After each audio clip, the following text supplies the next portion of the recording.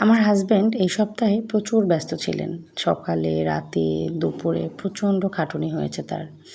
কিন্তু আজকে ২-৩ ঘন্টা সময় হাতে পেয়েছে, কোথায় নিজে রেস্ট করবে সেটা না করে তার মনে হলো যে আমাদের নিয়ে একটু ঘুরতে বের হওয়া উচিত। তো বিকেলে খাওয়া-দাওয়া শেষ করে অনেক দিন পরে একটু ঘুমাচ্ছিলাম। তার ডাকে ঘুম ভেঙে গেল। বলল, "ঝটপট করে রেডি হয়ে নাও, তোমাদের আজকে হাঁটতে নিয়ে যাব।" এই যে রাস্তাটা দিয়ে আমরা হাঁটছি, এই রাস্তাটা দিয়ে ৩ মাস আগে আমি কুমিল্লাতে এসেছিলাম। তারপর থেকে আর এই রাস্তা দিয়ে যাওয়া হয়নি। আমরা সবসময় ক্যান্টনমেন্টের ভিতরের রাস্তা দিয়েই চলাচল করি। তো মনে মনে ইচ্ছে ছিল এই রাস্তাটা দিয়ে একদিন হাঁটবো। আজকে সেই ইচ্ছেটাও পূর্ণ হয়ে গেল।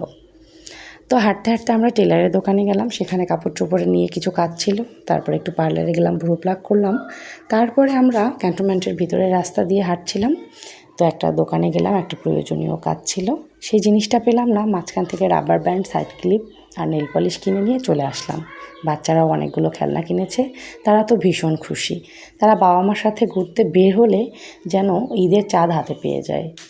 তারপরে তাদের খাওয়া হলো চিপস, চকলেট, আর আমরা খেয়ে নিলাম ফুচকা আর ঝালমুড়ি। তারপরে আমরা গোধূলিটা উপভোগ করতে করতে হাঁটতে হাঁটতে বাসায় চলে এলাম। আমি তো তাকে ভীষণ প্যারা দিই বাইরে ঘুরতে নেওয়ার জন্য, কিন্তু কখনও যদি সে নিজে থেকে আমাদের ঘুরতে নিতে চায়, তখন আমি ভীষণ খুশি হই। তখন আমার মনে হয় পৃথিবীর সবচেয়ে সুখী মানুষদের মধ্যে আমিও একজন।